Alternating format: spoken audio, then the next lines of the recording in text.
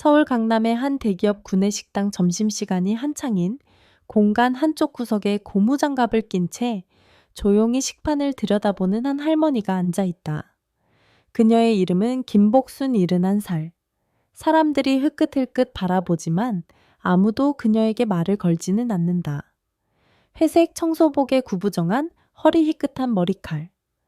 얼핏 보기엔 그냥 평범한 청소 아주머니다. 그러나 아무도 모른다. 그녀가 바로 이 건물 꼭대기층 사장실에 이름을 걸어둔 사람의 아내라는 사실을.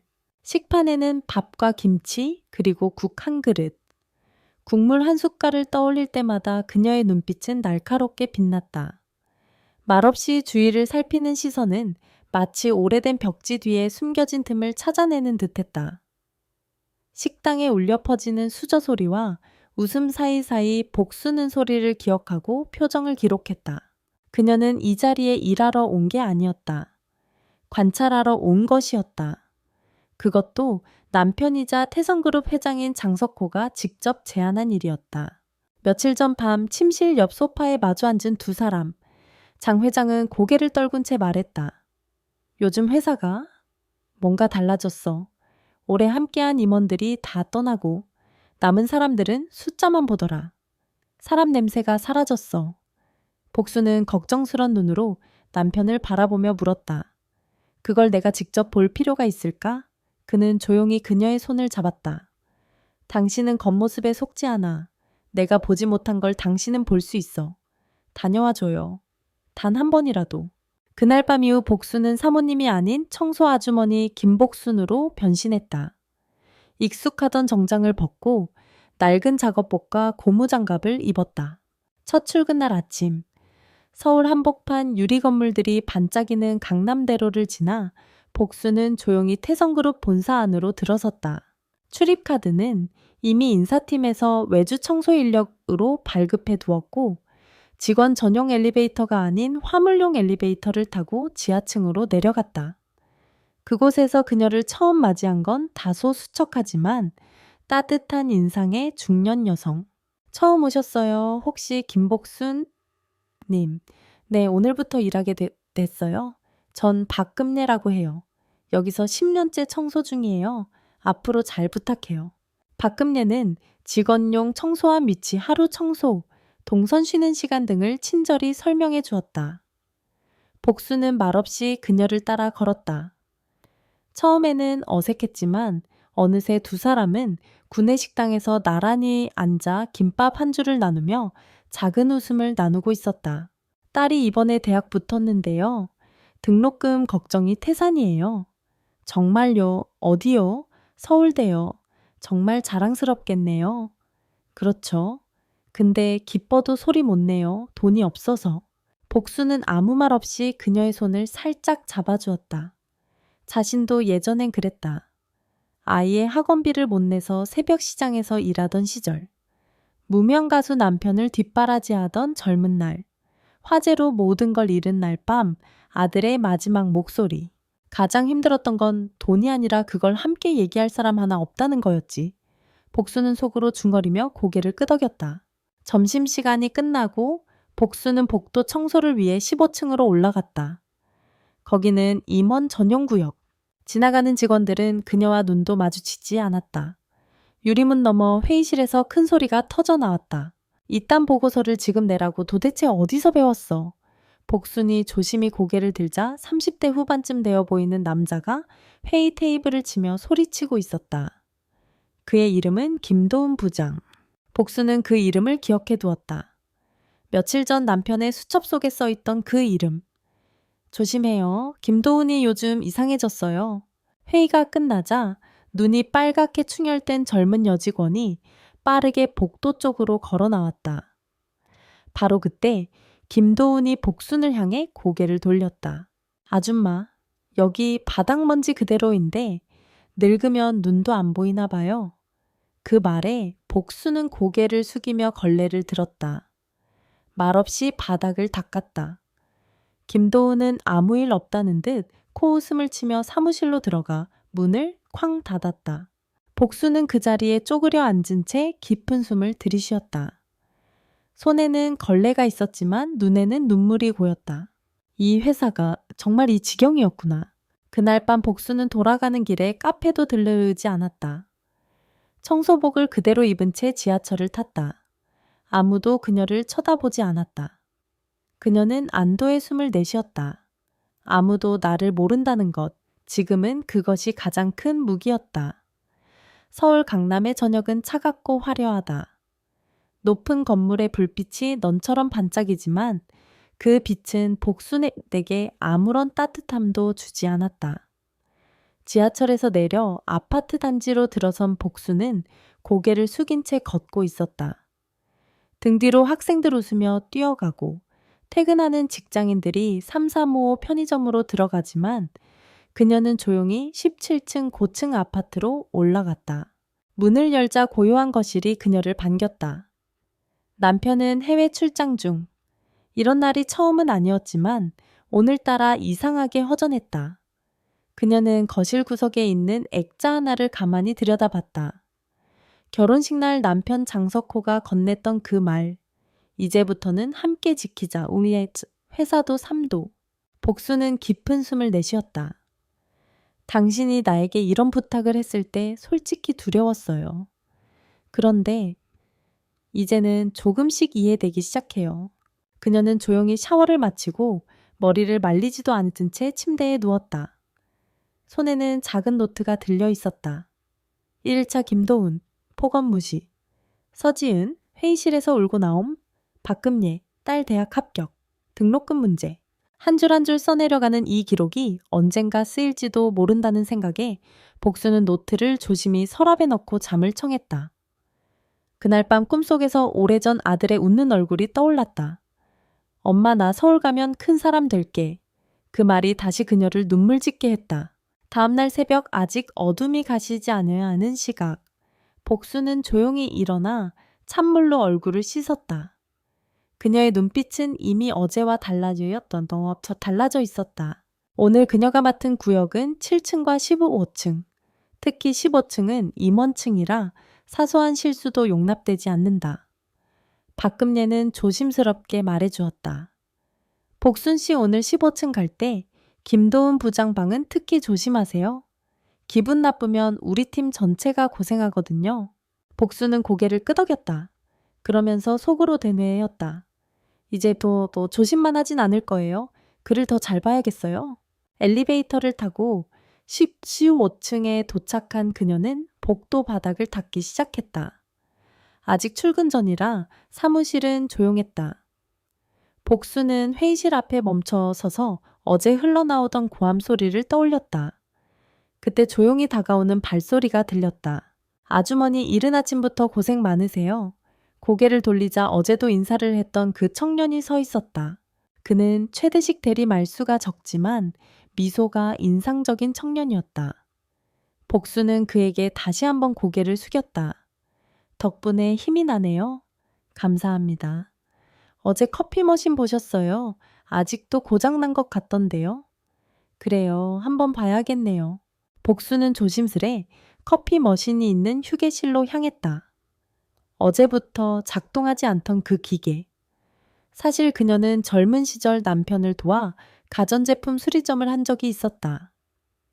냉장고 믹서기, 커피포트까지 못 고치는 게 없었지만 아무도 그것을 모른다. 그녀는 뒷면을 조심히 열고 내부를 살폈다. 곧바로 보였다.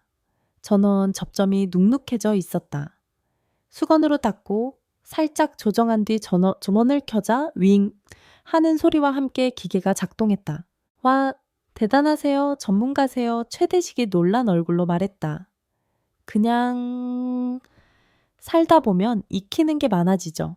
복수는 수줍게 웃었다. 하지만 그 순간 쿵소리와 함께 문이 열렸다. 여기서 뭐 하는 겁니까? 김도훈 부장이었다. 그는 커피 머신과 복순 그리고 최대식을 번갈아 보며 눈살을 찌푸렸다. 청소부가 기계를 만져요. 고장나면 누가 책임지실 건데요? 아니요, 부장님. 아주머니께서 직접 고쳐주셨어요. 어제부터 못 쓰던 건데. 그쪽은 입 다물고요. 청소나 잘하세요. 여긴 당신이 손댈 곳 아니니까. 복수는 아무 말 없이 고개를 숙였다. 하지만 손은 바들바들 떨리고 있었다. 그녀의 안에서는 또 하나의 조용한 파문이 일고 있었다. 점심시간이 다가왔고 복수는 지하 창고 근처 복도를 청소하고 있었다. 창고에서 나오는 문서 더미 폐기서류 박스들을 보며 문득 의문이 생겼다. 저 안에 뭔가 있을 것 같은데 그녀는 조심스럽게 손잡이를 돌려보았다. 찰칵 문이 열렸다. 먼지와 종이 냄새가 가득한 그곳, 수십 개의 서류함이 줄지어 놓여 있었다. 복수는 안으로 들어가 조심스럽게 문을 닫았다. 손전등을 켜고 2000년, 2015년으로 적힌 파일을 꺼냈다. 그녀의 눈은 빠르게 움직였다. 그리고 마침내 하나의 문서에서 멈췄다.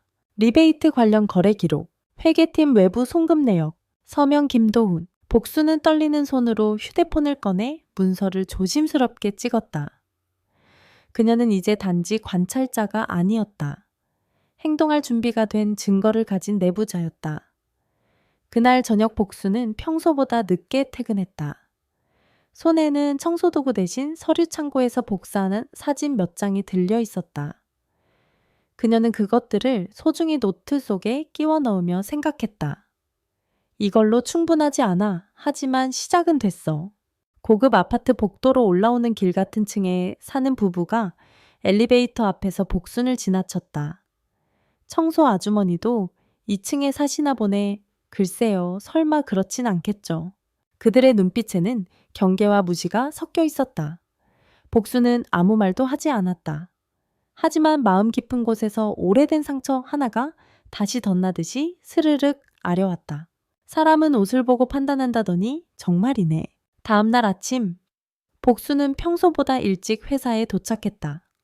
먼저 휴게실 청소를 마치고 조용히 한 층 한 층을 돌며 유심히 사람들을 살폈다. 그날 15층 복도 끝에서는 낮은 흐느낌 소리가 들려왔다. 조용히 다가가 보니 여자 화장실에서 나는 소리였다.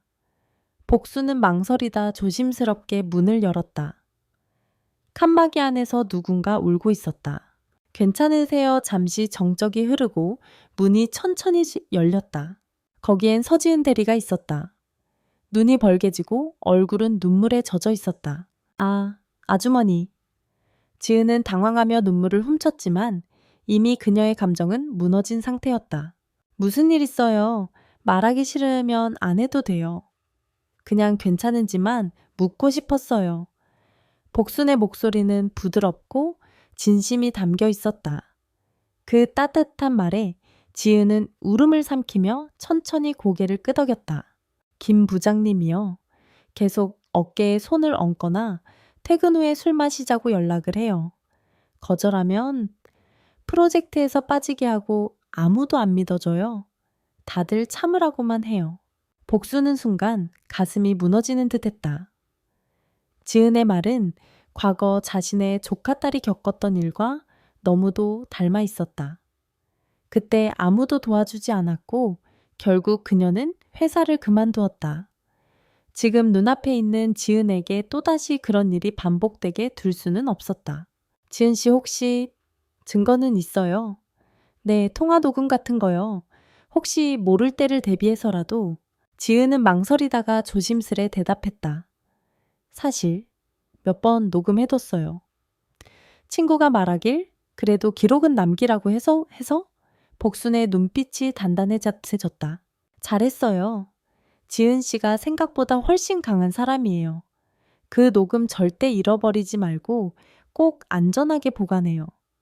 우린 그걸 써야 할 때가 곧 올 거예요. 지은은 말없이 고개를 끄덕이며 복순을 바라봤다. 그 눈엔 처음으로 신뢰라는 감정이 담겨 있었다. 오후, 복순은 회의실 바닥을 청소하고 있었다. 한창 청소 중이던 찰나 갑작스럽게 문이 열리더니 김도훈 부장이 들어왔다. 아줌마, 아까 여기다 두었던 회의 자료 못 봤어요? 회의 자료요? 아니요, 못 봤습니다. 김도훈은 짜증 섞인 얼굴로 복순을 노려봤다. 중요한 건데 당신이 치우면서 어디다 두지 않았어요? 전 물컵만 정리했을 뿐이에요. 그는 그녀의 말을 듣는 척도 하지 않고 갑자기 물컵을 들었다. 그리고는 바닥에 쏟아버렸다. 자, 여기요. 이거나 제대로 닦으세요. 청소부면 청소나 똑바로 해야지 뭐 설치고 다녀요. 복수는 아무 말도 하지 않고 천천히 걸레를 들었다. 손등이 떨렸다. 그러나 그걸 숨기듯 조심스레 무릎을 꿇고 바닥을 닦기 시작했다. 그 순간 김도훈이 그녀의 어깨를 툭 쳤다. 이봐요. 왜 말귀를 못 알아들어? 내 말이 안 들려요? 그 순간 복수는 천천히 고개를 들었다. 그의 얼굴을 똑바로 바라봤다. 눈빛은 슬픔과 분노가 섞인 복잡한 감정으로 흔들리고 있었지만 말은 여전히 담담했다. 전 들었고요. 지금도 닫고 있잖아요. 그 짧은 말에 김도훈은 더 이상 말하지 않고 나가버렸다. 하지만 그 자리를 지나던 몇몇 직원들은 침묵했다. 누군가 본 것을 말할까 망설이다. 그냥 고개를 돌리고 말았다. 그 침묵이 복순을 가장 아프게 했다. 그날 밤 복수는 돌아와 노트를 펴고 조용히 펜을 들었다. 김도훈 회의자료 분실건 조작, 폭언, 물컵 투척, 신체 접촉, 서지은 성희롱 증거 확보 완료, 문서 창고, 회계 조작, 문서 샘건 확인. 그리고 마지막 줄에 굵게 글씨를 적었다. 인내는 여기까지. 이제 행동할 차례. 며칠이 지나고 봄비가 내리기 시작했다. 창밖에는 가로수가 빗물에 젖어 푸르름을 더하고 회사 로비에는 우산을 털며 들어서는 직원들로 북적였다. 그러나 복순의 하루는 평소와 다르지 않았다. 청소도구함에서 낡은 걸레와 빗자루를 챙기고 복도 하나하나를 정성스럽게 닦았다. 하지만 그녀의 눈빛은 점점 달라지고 있었다. 겉으론 조용했지만 속으로는 모든 조각들을 맞추는 중이었다. 15층 회의실 앞 복도. 복수는 서류를 들고 복사기 앞에 서 있는 최대식 대리를 보았다. 최 대리님, 복순이 조심스럽게 불렀다. 그는 반갑게 고개를 들었다. 아, 아주머니, 오늘도 부지런하시네요. 복수는 미소로 화답하며 말했다. 혹시 부장님이 특정 사람들만 프로젝트에 넣는 기준 알고 계세요? 글쎄요. 학벌이 좀 작용하는 것 같긴 해요. 저는 지방대 출신이라 늘 뒤로 밀려나거든요. 그 말에 복수는 조용히 고개를 끄덕였다. 그게 이상하지 않아요. 사람을 성과가 아닌 배경으로 판단하는 건. 그렇죠. 그래서 마음 내려놨어요. 그냥 조용히 일하다 보면 언젠가는 알아줄 날도 오겠죠. 그의 말엔 체념과 희망이 뒤섞여 있었다. 복수는 속으로 생각했다. 아냐, 이대로 둬선 안 돼. 사람의 가치를 증명해줄 무언가가 필요해. 오후, 복수는 7층 여성 화장실을 청소하던 중 다시 박금래를 만났다.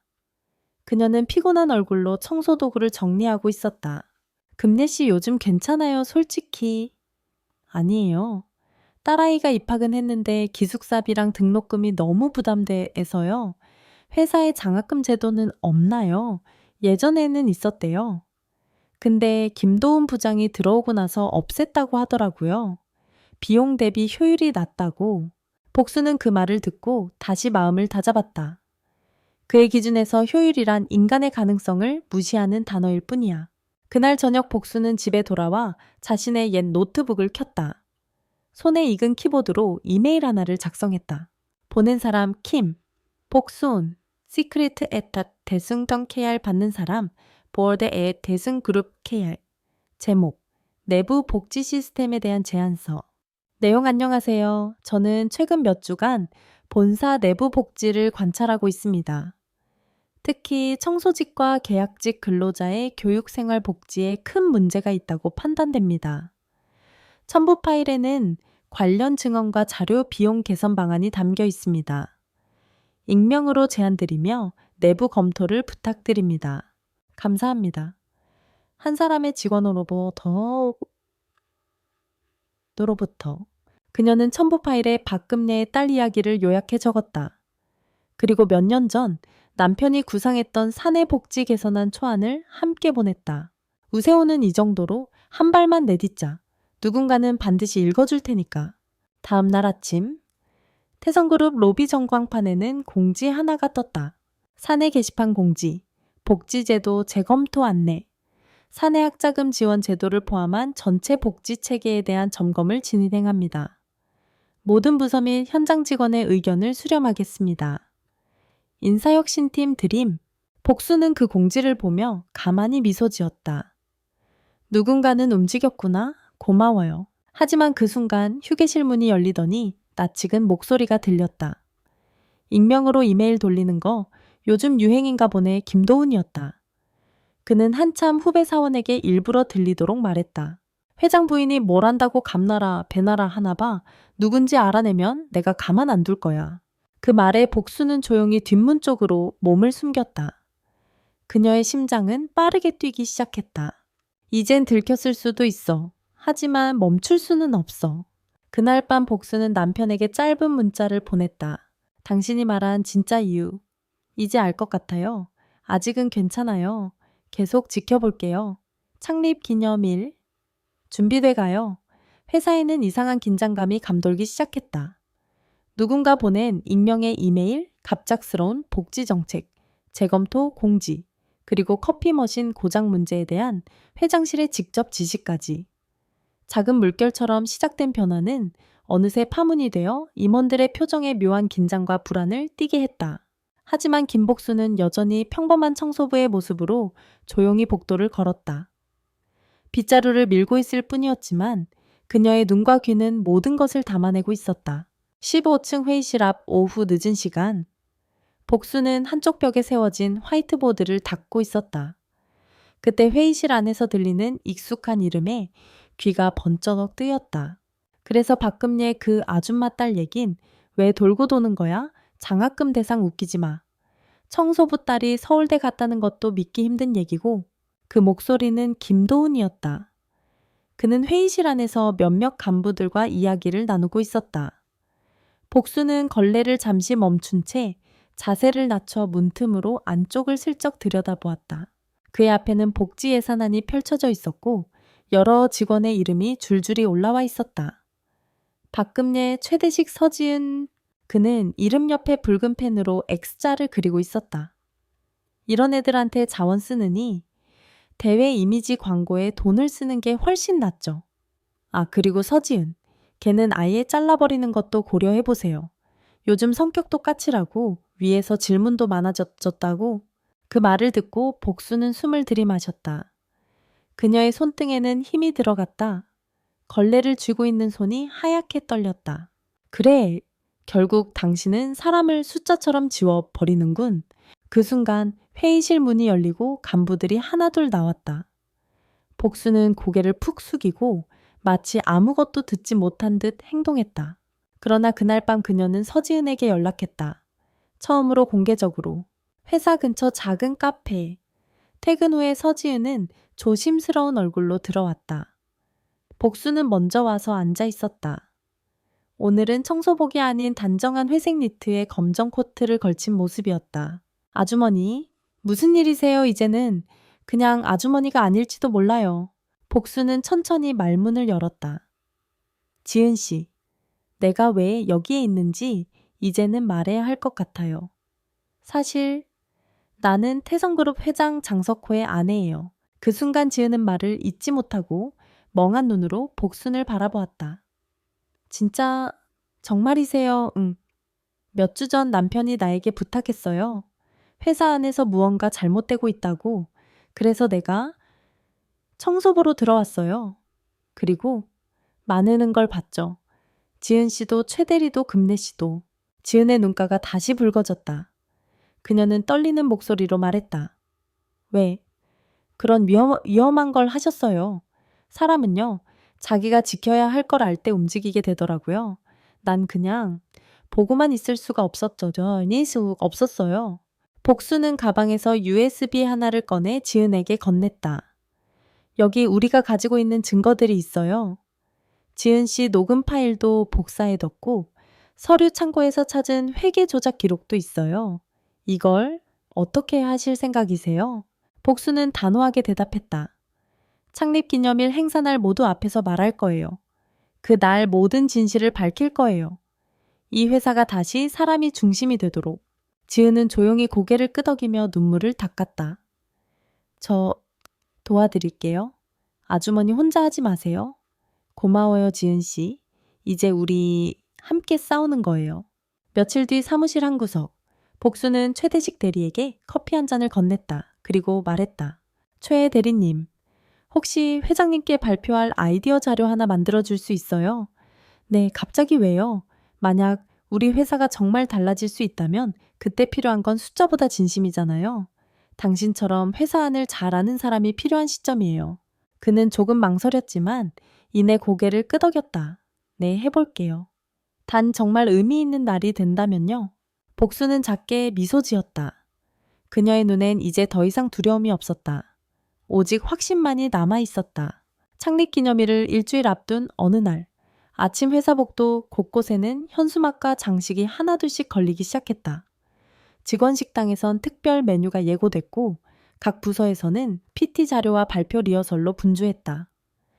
누구나 이 행사를 단순한 기념일로만 여겼지만 복순에게는 모든 것을 드러낼 날이었다. 그녀는 그날도 평소처럼 걸레를 들고 사무실을 돌았다. 하지만 그 손엔 더 이상 불안이 없었다. 이제는 지켜낼 사람들과 함께 싸우는 싸움이었기 때문이다. 15층 임원회의실. 김도훈 부장은 요즘 이상한 예감에 휩싸여 있었다. 사내 게시판엔 매일같이 익명 제보가 올라왔고 그중 일부는 자신을 겨냥한 듯했다. 회의 중에도 회장실에서 벼랑간 자료 요청이 내려왔고 일부 팀장들은 그를 피하기 시작했다. 그는 조용히 책상에 앉아 복순의 얼굴을 떠올렸다. 청소부 김복순, 언젠가부터 그의 눈에 불편하게 자주 띄는 존재였다. 그 여자 뭔가 이상하단 말이야. 그는 인사팀을 통해 외주 청소업체 명단을 확인했다. 하지만 그 이름은 없었다. 그 순간 그는 식은땀을 흘리며 중얼거렸다. 설마 진짜 회장 부인이야. 그날 오후 복수는 최대식 대리와 서지은과 함께 퇴근 후 카페에서 다시 만났다. 노트북이 펼쳐지고 자료 정리가 시작됐다. 최대식은 조심스럽게 말했다. 발표 자료는 완료됐어요. 회사 내 복지소외 계층, 내부 불공정 부당인사 전례까지 다 수치화했고요. 영상은 지은 씨가 준비해줬어요. 지은은 USB를 손에 쥐며 고개를 끄덕였다. 제가 당한 성희롱 통화 녹음, CCTV 캡처 영상, 그리고 증언 영상도 넣었어요. 좀 무섭긴 하지만 더 이상 숨고 싶지 않아요. 복수는 두 사람의 손을 천천히 잡았다. 우리 셋이 시작한 일이지만 내일이면 많은 이들이 함께 할 거예요. 우리가 밝히는 건 단지 어떤 사실이 아니라 이 회사가 잃어버린 인간의 얼굴이에요. 그 순간 세 사람은 조용히 서로를 바라보았다. 작은 연대였지만 그것은 견고했다. 창립 기념일 하루 전, 복수는 평소보다 늦게까지 회사에 남았다. 그녀는 회장 전용 사무실로 향했다. 오랜만에 그곳의 문을 열자 높은 천장과 말끔한 가죽 소파 유리벽 너머 서울의 야경이 한눈에 들어왔다. 책상 위에는 남편 장석호가 평소 마시던 전용 커피잔이 그대로 놓여 있었다. 복수는 살며시 그것을 들고 향기를 맡았다. 커피는 비어 있었지만 향만큼은 어렴풋이 남아 있었다. 그녀는 미리 준비해둔 작은 병을 꺼내 커피 머신 안에 특별한 원두를 넣었다. 남편이 가장 좋아하던 원두. 이 커피 향은 내일 아침 그가 도착하면 가장 먼저 맡게 될 신호였다. 밤 11시. 복수는 집에 돌아와 옷장을 열었다. 구석 깊이 넣어뒀던 남색 정장을 꺼내 조심스럽게 다렸다. 그 옆에 평소 입던 청소복도 함께 걸려 있었다.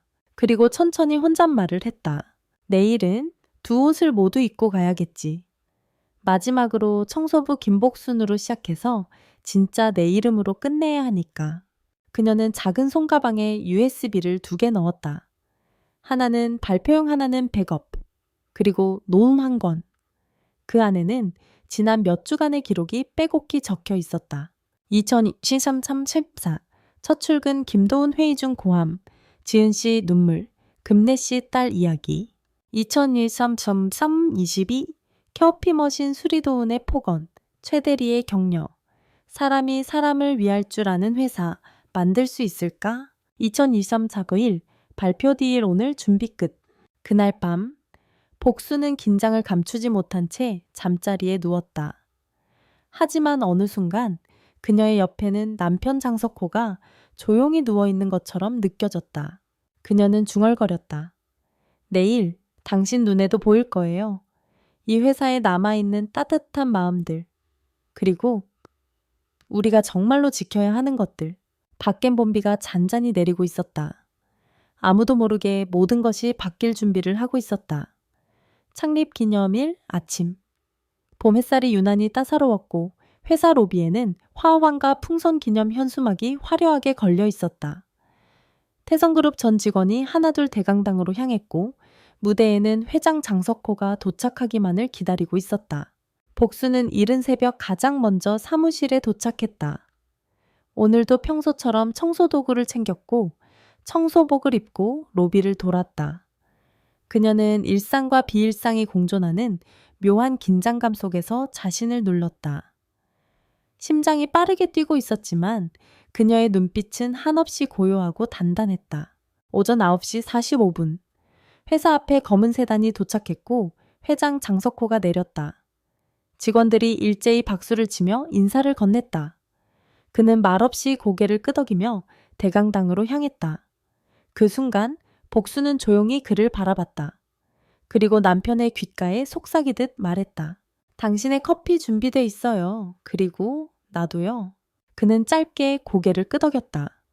더는 아무 말이 필요 없었다. 오전 10시. 대강당에 직원들이 가득 모였다. 사회자의 진행 아래 회장은 단상 위에 올라 회사 창립 35주년을 맞이한 감회를 전했다. 성장 그래프 수출 실적 신사옥 계획. 화려한 PPT가 스크린에 비춰졌지만 직원들의 표정은 어딘가 피곤했고 박수 소리는 의례적이었다. 그때였다. 회장은 마이크를 내려놓고 조용히 말했다. 오늘 이 자리에서 특별한 한 사람을 소개하려 합니다. 이분은 지난 몇 주간 여러분 곁에서 우리 회사를 누구보다 가까이 지켜본 분입니다. 하지만 여러분은 그분을 알아보지 못했을 겁니다. 순간 회장석 앞자리에 앉은 김도은의 표정이 굳어졌다. 복수는 무대 뒤에서 걸어 나왔다. 여전히 청소복 차림이었다. 직원들 사이에서 수근거림이 퍼졌다. 저 사람 우리 층 청소하시던 그분 아냐? 그런데 왜 무대에? 복수는 조용히 무대 중앙으로 걸어 나갔다. 회장이 그녀의 손을 조용히 잡아주었다. 그리고 말했다. 제 아내입니다. 김복순 여사입니다. 대강당은 숨이 멎은 듯 조용해졌다. 김도훈이 휘청이는 듯 자리에서 일어났지만 모두의 시선은 오직 복순에게 향해 있었다. 복순은 천천히 마이크 앞에 섰다. 그리고 낮고 단단한 목소리로 말을 시작했다. 저는 김복순입니다. 지난 35일 동안 이 회사에서 청소를 했습니다. 어떤 호기심도 감시도 아니었습니다. 단지 제 남편이 이 회사에 사람이 사라졌다는 말을 했기 때문입니다. 스크린이 바뀌었다. 그녀가 손수 찍은 사진들, 기록들, 메모들이 순차적으로 비춰졌다. 복수는 침착하게 말을 이어갔다. 이 회사에는 진심이 있습니다. 최대식 대리처럼 묵묵히 일하는 이 서지은 대리처럼 불의에 맞서는 이 박금예 씨처럼 자식의 미래를 위해 땀 흘리느니 이들이야말로 이 회사를 지탱하는 진짜 자산입니다. 잠시 정적. 복수는 조용히 USB를 꺼내 기술팀에 건넸다. 하지만 이 진심을 짓밟은 사람도 있습니다. 영상이 시작됐다. 김도훈의 폭언 서지은과의 통화 녹음, CCTV 속 복순에게 물을 붓고 밀치는 장면, 박금예 딸을 조롱하던 회의 중 발언, 직원들 사이에서 웅성거림과 탄식이 번졌다. 어떤 이들은 입을 막고 어떤 이들은 눈시울을 붉혔다. 김도훈은 자리에서 벌떡 일어나 외쳤다. 저건 조작이야. 말도 안 돼. 이런 식으로 날 매도해도 되는 거야. 복수는 그를 똑바로 바라보며 조용히 말했다. 당신이 말한 건 사실이에요. 하지만 오늘은 진심이 이깁니다. 그 말이 끝나자마자 회장이 단상에 다시 올라섰다. 그리고 단호하게 선언했다. 지금 이 자리에서 김도훈 부장을 직위 해제합니다. 내부 조사를 즉시 시작하며 모든 책임을 물을 것입니다. 청중 사이에서 박수 소리가 퍼졌다. 누군가는 기립했고 누군가는 조용히 고개를 떨궜다. 누구도 말하지 않았지만 그 순간 무언가가 다시 움직이기 시작했다. 복수는 마지막으로 말을 이어갔다. 나는 오늘 청소부로 이 무대에 섰습니다. 하지만 지금 이 순간부터 우리는 모두 같은 회사에서 같은 존엄을 가진 사람이어야 합니다. 여러분은 절대 누구보다 부족하지 않습니다. 그리고 이 회사는 그런 여러분을 지켜야 합니다. 그녀는 고개를 숙였다. 그리고 마이크에서 물러났다. 조용한 박수가 일기 시작했고 이내 그 박수는 큰 물결처럼 커졌다. 무대 뒤로 내려온 복수는 숨을 깊게 내쉬었다. 그 순간 박금례가 달려와 그녀를 안았다. 정말 감사합니다. 최대식은 눈물을 삼키며 말했다. 이제야 우리가 사람 대접받는 기분이에요. 서지은은 가까이 와서 조용히 귓속말을 건넸다.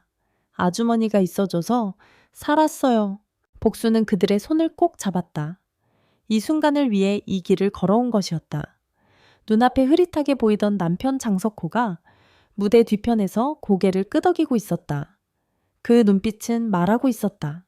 당신 해냈어요. 행사가 끝난 그날 오후. 대강당을 빠져나온 직원들의 표정은 평소와는 전혀 달랐다. 누구도 말은 하지 않았지만 모두가 마음속으로 똑같은 것을 느끼고 있었다. 우리 회사가 이제 정말 달라질 수도 있겠구나. 복수는 조용히 복도 끝 창가에 서 있었다. 직원들이 지나가며 머뭇거리다 인사를 건넸다. 감사합니다. 오늘 정말 감동이었어요. 덕분에 다시 희망이 생겼어요. 그녀는 고개를 숙여 인사하며 조용히 속으로 중얼거렸다. 이 인사들 원래는 나와 무관한 것들이었는데 지금은 가장 깊이 내 마음에 닿는다. 그로부터 사흘 뒤 태성그룹은 전사 이메일을 통해 공식 공지를 올렸다. 인사공지. 김도훈 전 부장 즉시 해임, 내부 감사 착수 및 비위행위 수사 요청, 익명제보 채널 확대 및 정기간담회 도입, 청소 및 계약직 전원, 정규직 전환 검토 착수, 사내 장학금 제도 부활 결정. 그리고 그 아래 한 줄. 모든 사람은 존중받아야 하며 어느 누구도 회사 안에서 외로워선 안 됩니다. 태성그룹 회장 장석호. 그날 오후 박금례는 눈물에 젖은 편지를 손에 쥔 채 복순을 찾아왔다. 여기 딸아이가 보낸 편지예요. 꼭 보여드리고 싶었어요. 편지엔 단정한 글씨로 이렇게 적혀 있었다. 엄마 그날 영상 속에서 아주머니가 엄마 이름을 부르던 장면을 보고 너무 울었어. 나 그 장학금으로 공부 열심히 해서 꼭 엄마처럼 따뜻한 사람이 될게. 아주머니께 꼭 전해줘. 엄마가 너무 자랑스러운 사람이었다고. 복수는 그 편지를 품에 꼭 안았다. 그리고 조용히 말했다. 금례 씨는 이미 자식에게 가장 큰 유산을 물려줬어요.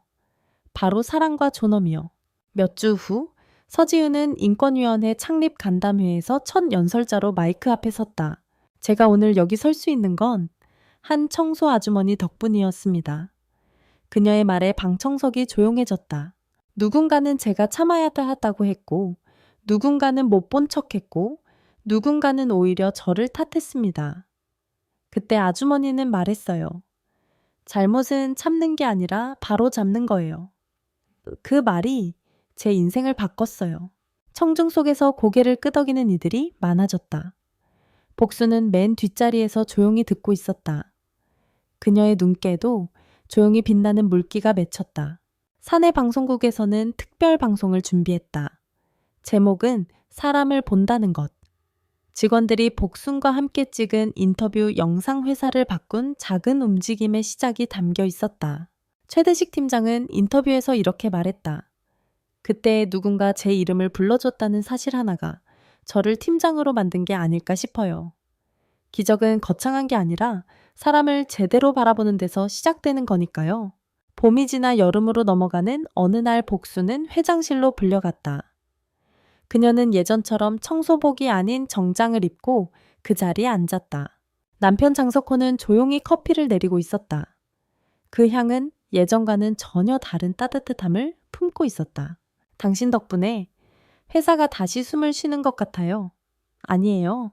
회사는 원래 사람이 있었어요. 다만 누구도 그 이름을 불러주지 않았을 뿐이죠. 그는 커피를 건네며 말했다. 그럼 이제 우리 이름을 더 많이 불러주자고요. 아주 많이. 그리고 그 주 금요일, 복수는 다시 청소부들이 모이는 사무실로 찾아갔다. 그들은 놀라며 일제히 인사를 했다. 아이고, 복순 이모님 오셨어요. 오늘은 뭐 도시락 가져오셨어요? 복수는 웃으며 도시락 가방을 펼쳤다. 김밥, 장조림, 삶은 달걀, 그리고 따뜻한 미소까지. 그녀는 말했다. 오늘은 그냥 사람들끼리 밥 같이 먹는 날이에요. 그럼 사모님 말고 복순 이모로 부를게요. 그래요? 나는 언제나 여러분 편이니까요. 그 작은 방 안에는 사람 냄새 소리 없는 위로, 그리고 진짜 회사의 온기가 피어오르고 있었다. 여름이 지나고 가을이 오는 길목 태성그룹은 겉으로도 속으로도 눈에 띄게 달라져 있었다. 롭에 들어서면 가장 먼저 눈에 띄는 건 화려한 수상 실적이 아닌 정문 옆 벽면에 걸린 작은 동판 하나였다. 사람은 옷으로 판단하지 않습니다. 김복순. 그 옆에는 태성그룹 복지센터가 새롭게 문을 열었다. 청소 계약직 상담 창구, 장학금 신청 데스크, 고충 전담팀. 이전까지는 어디에도 없던 구조였다. 하지만 지금은 누구든 이름이 아닌 사람으로서 그 문을 들어올 수 있게 되었다. 6개월 전 청소부로 불리던 한 여성이 지금은 인사윤리위원회 명예위원장 자리에 앉아 있었다. 그녀는 여전히 회의의 정장을 입고 나가지 않았다. 늘 단정한 니트와 오래된 수첩을 들고 조용히 직원들의 말을 들었다. 회의 전에 복순 선생님 의견부터 들을까요? 누군가 말하면 그녀는 천천히 고개를 끄덕이며 말했다. 이번 제안서 좋습니다. 다만 효율보다 공감을 먼저 써보는 건 어떨까요? 그녀의 말은 언제나 짧았지만 그 한마디가 회의의 방향을 바꾸곤 했다. 최대식은 이제 프로젝트 본부장이 되어 자신의 팀을 이끌고 있었다. 새로 들어온 신입사원들은 최 본부장은 진짜 말을 잘 들어주신다고 입을 모았다. 그는 늘 말했다. 여러분의 말 하나하나가 회사의 미래를 만듭니다. 저도 그 말을 듣고 여기까지 왔으니까요. 그 말엔 과장도 수식도 없었다. 단지 진짜 들었던 사람의 무게만이 묻어나 있었다. 박금예는 여전히 청소를 하고 있었지만 이젠 다르다. 딸 미영은 대학 2학년이 되었고 사내 기자단의 인터뷰를 통해 자신 있게 말했다. 우리 엄마는 단순히 청소부가 아니에요. 사람을 닦는 사람이에요. 무시받던 사람들의 마음을 닦고 잊힌 이름들을 다시 빛나게 해준 사람이에요. 그날 인터뷰를 본 많은 직원들이 눈시울을 훔쳤고 익명으로 올라온 한 댓글이 사람들 사이에 퍼졌다. 박금예님은 태성그룹의 얼굴입니다. 그 손이 닦은 바닥 위에서 우리는 비로소 당당히 걸을 수 있습니다. 서지은은 현재 인권감사실 실장으로 임명되어 성희롱 직장 내 괴롭힘 근절 캠페인을 총괄하고 있었다. 사내 전광판에는 그녀의 짧은 글귀가 자주 뜬다. 침묵은 생존이 될 수는 있어도 존엄이 되긴 어렵습니다. 그녀는 여전히 사람들 앞에 나서기를 부담스러워했지만 복순이 그녀의 등을 밀어준 그날 이후로 한 번도 물러선 적이 없었다. 그리고 김복순, 이제 사람들은 그녀를 회장 부인으로만 부르지 않는다. 복순 어르신, 복순 선생님, 복순 이모님. 그녀는 매주 금요일 여전히 청소팀 구내실에 찾아가 같이 점심을 먹고 누구보다 먼저 직원 생일을 챙기고 신입 사원들에게 이 회사를 믿어도 괜찮은 이유를 설명해줬다. 그녀의 말은 화려하지 않았지만 늘 진심이었다. 누구나 처음엔 낯설고 작아 보여요. 하지만 누군가 제대로 불러줄 때 그 이름은 다시 피어나요. 이 회사도 여러분도 마찬가지예요. 가을 단풍이 물들 무렵 회장 장석호와 복수는 회사 앞 작은 정원에 앉아 있었다. 바람이 서늘했지만 햇살은 따뜻했다. 당신 없었으면 나는 이 회사를 숫자로만 기억했을 거예요. 당신이 아니었으면 나는 아마 아직도 사람들 눈 피하면서 살았을 거고요. 두 사람은 조용히 웃으며 나란히 앉아 있었다. 말없이 마시는 커피 그 안에 담긴 30년의 기억, 그리고 앞으로의 시간들. 그 순간 누군가 정원 옆에서 인사를 건넸다. 안녕하세요, 복순 이모님. 오늘도 미소 보기 좋아요. 그녀는 고개를 돌려 손을 흔들었다. 마음속으로 이렇게 말하며 여기 사람 냄새 나는 회사 우리가 함께 만든 거예요. 겨울이 가까워지고 있었다. 회사 옥상에선 아침마다 차가운 바람이 불었고 창문 너머론 회색 하늘이 도시를 덮고 있었다. 하지만 태성그룹은 여전히 따뜻했다. 아니, 어쩌면 지금이야말로 진짜 온기를 가진 회사였다. 금요일 오후, 복수는 여느 때처럼 청소팀 구내실에 앉아 있었다. 오늘은 특별히 신입사원 환영 간담회가 열리는 날이었다. 각 부서에서 새로 들어온 20명 남짓의 젊은 얼굴들이 수줍은 웃음과 설렘을 안고 자리에 앉아 있었다. 복수는 차례가 되자 조용히 마이크를 들었다. 안녕하세요. 저는 김복순입니다. 어쩌다 보니 이 회사에서 가장 오래 지켜본 사람이 되었네요. 가벼운 웃음이 퍼졌고 그녀는 이어 말했다. 여러분, 이 회사는 아주 화려한 빌딩과 멋진 프로젝트로 유명하지만 사실 가장 자랑스러운 건 여러분이 여기 있다는 것이에요. 저는 청소부로 임원으로 그리고 다시 동료로서 이 회사를 봐왔어요. 그 중에서 가장 빛났던 순간은 누군가 이름 없이 버텨오던 사람이 처음으로 존중받는 얼굴을 가진 순간이었어요. 신입사원들 중 몇 명은 고개를 끄덕이고 있었고 누군가는 이미 눈가가 붉어져 있었다. 복수는 말을 이었다. 여러분, 언젠가 동료가 눈물을 흘릴 때 왜 우는지 먼저 물어보는 사람이 되어주세요. 문제가 생겼을 때 누가 잘못했는지보다 무엇을 도와야 하는지를 찾는 사람이 되어주세요. 그리고 무엇보다 여러분 자신을 잊지 마세요. 여러분은 숫자가 아니라 한 사람의 삶입니다. 그녀는 미소 지으며 마이크를 내려놓았다. 누구도 큰 박수를 치지 않았지만 방 안에는 한동안 조용하고 따뜻한 공기가 흘렀다. 그건 박수보다 더 진한 존경과 울림이었다. 며칠 후 회사 뉴스레터 마지막 페이지에는 복순의 인터뷰가 실렸다. 김복순 명예위원장의 한마디. 이 회사에 처음 왔을 때 저는 청소부였습니다. 아무도 제 이름을 부르지 않았죠. 하지만 누군가 저를 처음으로 선생님이라고 불러줬을 때 저는 다시 사람으로 설 수 있었습니다. 그 이후 저는 알게 되었어요. 사람은 누구나 들리는 이름을 가질 때 비로소 세상 속에 존재할 수 있다는 걸요. 그러니 여러분 곁에 있는 사람의 이름을 불러주세요. 모른다면 관심을 주세요. 그 작은 행동이 누군가에겐 전부일 수 있어요. 그리고 아래 기자가 덧붙인 문장. 우리는 김복순을 기억합니다. 하지만 더 중요하게 이제 우리는 서로를 기억하게 된 사람들입니다. 그날 밤, 복수는 집 거실에서 작은 책장을 정리하고 있었다. 한쪽 구석엔 청소복이 아직도 곱게 접혀 있었고 옆에는 수많은 송글씨가 적힌 노트가 있었다. 그녀는 잠시 그것들을 바라보다 거실 창가에 앉아 하늘을 올려다봤다. 바람은 차가웠지만 별은 맑고 고요했다. 그녀는 마지막으로 스스로에게 물었다. 이제 다 되었을까? 그리고 조용히 미소 지었다. 이제 다음 사람의 차례지. 지금 이 이야기를 들은 당신, 혹시 주변에서 힘들게 웃고 있는 누군가가 떠오르지 않나요? 그 사람이 묻지도 않은 이야기를 안고 있을지도 모르고 당신의 한마디가 누군가의 인생을 바꿀지도 모릅니다. 그러니 오늘 누군가의 이름을 진심으로 불러보세요. 아마도 그 이름이 당신 인생에서 가장 따뜻한 기억이 될 수도 있으니까요. 그리고 이제 조용히 이 이야기를 마무리하려 합니다. 지금 이 순간 당신 마음에는 어떤 감정이 남아있나요? 혹시 눈시울이 뜨거워졌다면, 혹시 마음 한구석이 울컥했다면 그건 아마도 당신이 진짜 사람의 이야기를 느꼈기 때문일 거예요.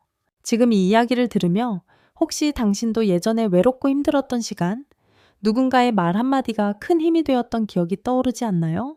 혹은 아직도 말 못한 이야기가 당신 마음속 어딘가에서 조용히 숨쉬고 있을지도 모릅니다. 그렇다면 댓글로 남겨주세요. 당신의 이야기를 들려주세요. 여기 이 채널은 당신의 진심을 귀 기울여 듣는 곳이니까요. 그리고 오늘의 이야기가 마음에 닿았다면 지금 당신 곁에 있는 누군가에게 이 영상을 살며시 공유해주세요. 말하지 못한 사람들, 들리지 않던 이름들, 그들이 다시 존재할 수 있는 용기를 당신이 건네줄 수 있으니까요. 구독과 좋아요는 저희에게 큰 힘이 됩니다. 하지만 더 큰 힘은 사람과 사람 사이에 따뜻한 연결이 생기는 순간이에요. 오늘도 끝까지 함께 해주셔서 감사합니다. 당신의 하루가 누군가에게 따뜻한 기억으로 남길 바라며 우리는 다시 이야기로 만날게요. 사람을 믿는 이야기, 사람을 지키는 이야기. 여기는 당신과 함께하는 이야기 채널입니다.